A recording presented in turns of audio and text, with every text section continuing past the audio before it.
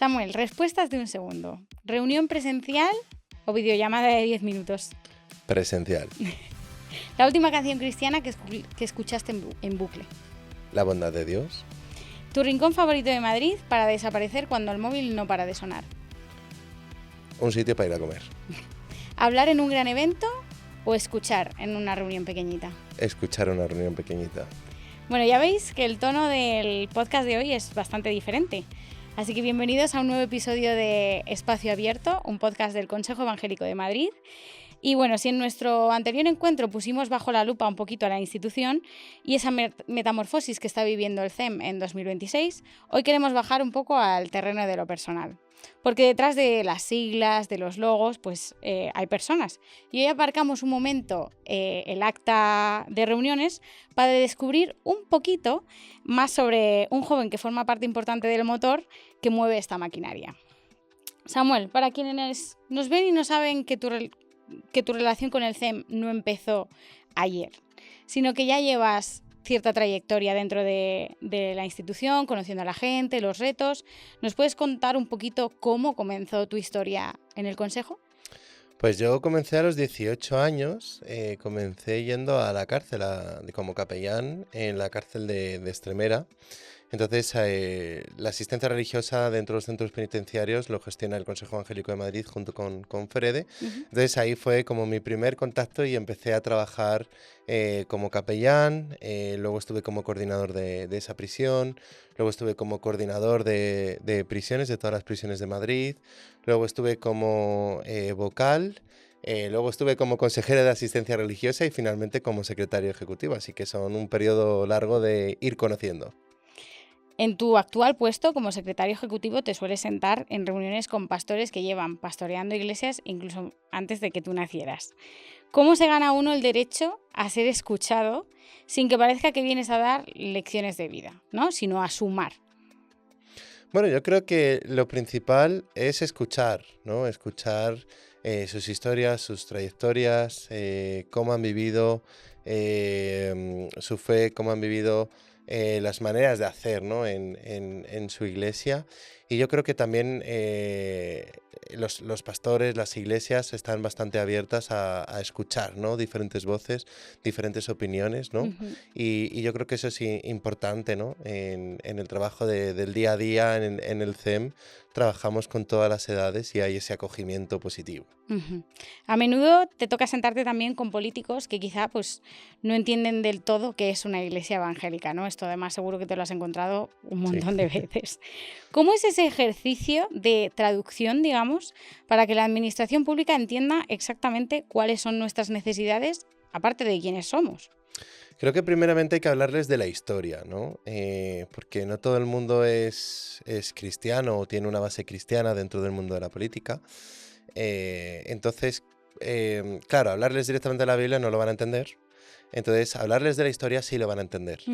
Entonces, puedes empezar a hablar de la Reforma, puedes hablar de diferentes hechos que han ocurrido dentro de nuestra sociedad madrileña, del impacto que ha tenido en las iglesias, y ahí vas metiendo obviamente el Evangelio y por qué esa idiosincrasia de las iglesias, por qué esa pluralidad dentro de las iglesias. Y yo creo que eso es bastante interesante, el que puedas hablar de la historia, de ese legado que hemos tenido protestante dentro de la Comunidad de Madrid, y ahí lo suelen entender bastante bien. Justo te iba a preguntar si has logrado que te entiendan y que entiendan quiénes somos y que también las diferencias, ¿no? Con otras denominaciones. Es un trabajo que hay que ir haciendo de manera continua, porque es verdad que políticos hay muchos, ¿no? Administraciones hay muchas, pero es un trabajo que sí que se va haciendo poco a poco, ¿no? Y, por ejemplo, ya en el acto institucional de la Reforma, por ejemplo, que asisten de todas las agrupaciones políticas, pues se pone en valor y los diferentes políticos ponen en valor el impacto, por ejemplo, de la Reforma y de la sociedad evangélica dentro de nuestra sociedad. ¿Cómo estás aprovechando y haciendo uso también de tu posición para abrir hueco a otros jóvenes? La otra vez que estuvimos hablando, justo mencionabas que era esta una de las cosas que te habías planteado hacer, ¿no? En tu cargo. Estos jóvenes, ¿no? ¿Cómo puedes abrir hueco a estos jóvenes que tienen ideas que son muy buenas, pero que quizá pues, no encuentran su espacio en las estructuras actuales? Bueno, pues cualquier joven que quiera tiene un hueco. Es decir, siempre vuelvo otra vez al hincapié que lo hablamos en el podcast anterior de la Casa Común Protestante. Es decir, los jóvenes también tienen su hueco en esta casa, ¿no? Entonces, pueden desarrollar sus dones, pueden desarrollar sus cosas, o a lo mejor no tienen la capacidad actualmente, pero sí tienen el deseo, y ¿por qué no vamos a ayudarles a formarse, a fomentarlos, para que puedan servir y puedan tener eso, ¿no? Es decir, no poner ningún tipo de barrera a que los jóvenes puedan empezar a hacer algo, sino al contrario, es quieres trabajar, tienes esta ilusión, tienes esta visión, vamos a ver cómo puedes encajarlo, te podemos ayudar.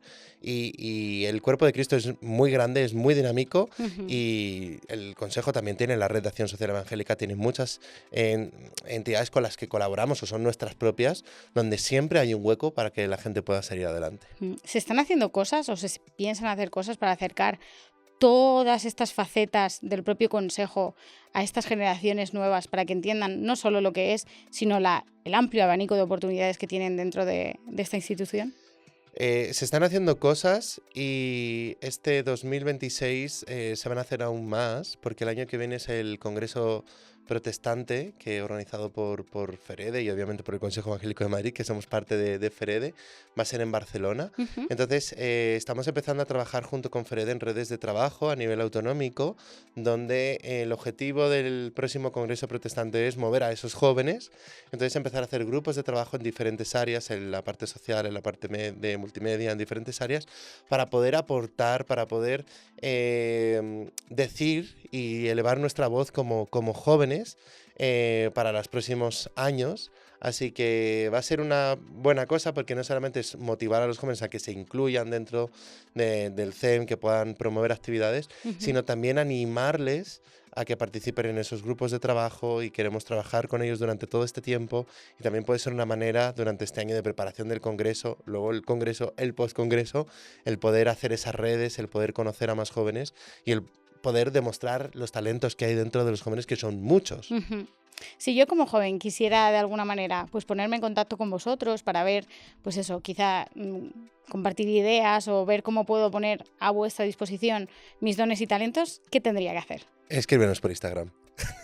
Fácil, Te diría sencillo. un email, pero un joven no. Me puedes mandar un WhatsApp o por Instagram nos podéis escribir un mensaje en privado y decir, oye, pues mira, yo sé hacer esto, o me gustaría, o tengo esto, y vamos a ver cómo podemos apoyarte y cómo podemos animarte a que puedas desarrollarlo. Obviamente, animarte primeramente que lo hagas en tu iglesia local, que eso es lo principal, y luego a ver cómo podemos hacer ese salto.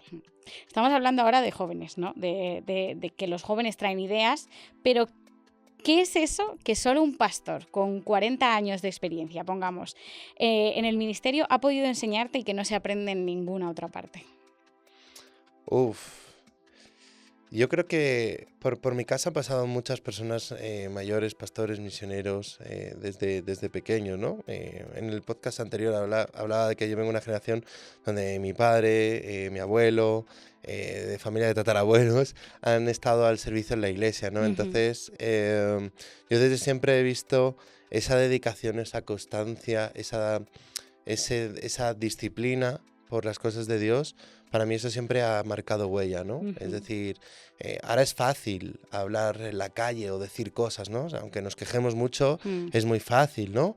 Pero hace 50 años que la gente era apaleada por decir Jesucristo es el Señor en la calle, pues no había tantas personas como lo hay ahora, o tantas iglesias como lo hay ahora, y esas personas aún así salían y defendían y hablaban con la Biblia a la mano y estaban dispuestos a ir a la cárcel, a recibir un palo, a recibir lo que fuese, con tal de que el nombre fuese exaltado, ¿no? Y yo creo que eso es importante aprender de ellos, ¿no?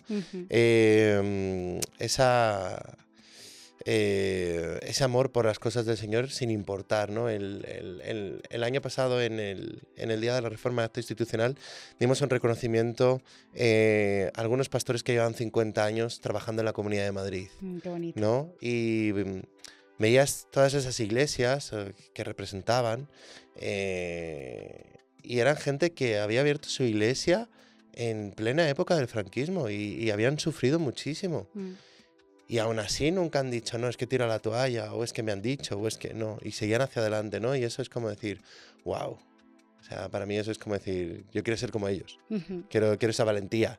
quiero ese coraje, quiero esa manera de poder seguir adelante. Y yo creo que eso, como jóvenes, tenemos que aprenderlo. Tenemos que aprender el de esforzarnos y el pelear hasta el final, ¿no? Independientemente de todo lo que han pasado y están pasando, ¿no?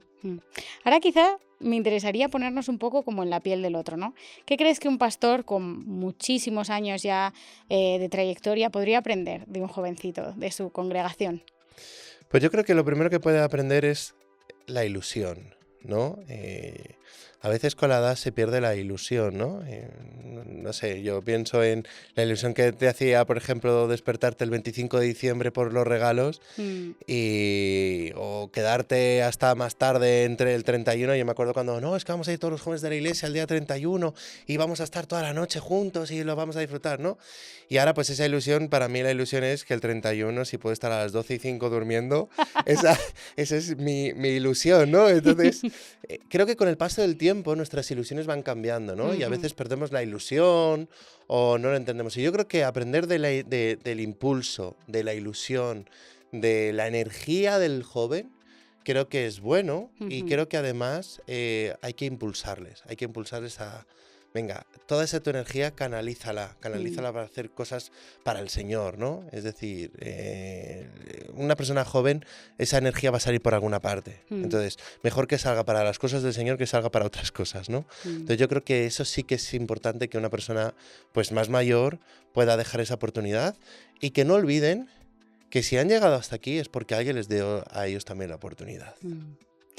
Bueno, yo sé que hay gente mucho más jovencita que nosotros dos, pero algún día, no diremos cuándo, nosotros seremos los veteranos en la mesa. Y yo quiero saber, en tu caso, qué te gustaría haber instaurado o qué pasos te gustaría haber dado, ¿no?, hasta ese momento, para que el que venga después de ti, sea joven o no, encuentre quizá ya el terreno un poco más llanito. Bueno, desgraciadamente cuando pasan los 30 ya te llaman señor. Entonces, es lo peor.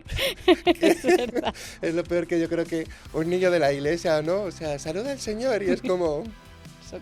Socorro. Pero bueno, sí que una de las cosas es... a mí me gustaría dejar, conforme van pasando los años, esa manera de dejar el legado, ¿no? Porque si yo miro con una persona de 18 ya tenemos... bastante diferencia de edad, o si lo miro, por ejemplo, con mi sobrina, ¿no? Y a veces hablo con mi sobrina, me dice palabras que yo me siento como mi abuela cuando yo le decía macho o alguna cosa, mi abuela se quedaba, o lo que sea, ¿no? Entonces mi abuela se quedaba, ¿pero qué me estás contando ahora, no? Entonces, claro, mola mazo. Y ahora pues mi sobrina me lo dice, tiene 12 años y yo a veces digo, soy el viejo, ¿no? O sea... Me dice, es que no te enteras o no estás en no sé qué. Y digo, bueno, niña, que me hables normal. Y yo creo que es importante en el que dejemos ese legado de aprender a delegar, de aprender a pasar el testigo progresivamente, y sobre todo de que hay cosas, que hay ministerios, hay actividades, hay cosas que podemos ir dejando desde ya a las nuevas generaciones que lo van a hacer mucho mejor que nosotros. Tema de redes, los jóvenes viven con ellos, entonces lo van a hacer mucho mejor. Trasladar el evangelio en redes, los jóvenes nos dan 10.000 vueltas, ¿no? Yo siempre hablo ahora que es en Judea, en Samaria, hasta lo último de la red. Entonces, eso los jóvenes nos pueden enseñar a cómo llegar hasta el último rincón de la tierra, hasta cómo llegar a lugares donde nunca ha llegado un misionero. Las redes sociales lo pueden hacer, por ejemplo. Y yo creo que eso los jóvenes tenemos que ayudarles a que puedan impulsarlo, a que puedan tomar el liderazgo y no aferrarnos a esto, ¿no? Entender que la obra es del Señor, el ministerio es del Señor, y lo haga quien lo haga, es para el Señor. Pues Amel, nos vamos a quedar con esa idea de que el liderazgo no es una cosa de edad, sino de saber escuchar a quienes tienen experiencia y poder abrir espacio a quienes traen esa energía nueva. Así que bueno, gracias por enseñarnos, sobre todo, que ser secretario ejecutivo es también ser un puente, ¿no?, entre estas dos generaciones. Y bueno, a vosotros, pues de nuevo, gracias por acompañarnos. Esto ha sido Espacio Abierto, el podcast del Consejo Evangélico de Madrid, y nos vemos en el próximo episodio, donde vamos a seguir descubriendo pues todo lo que está por venir. Así que hasta pronto.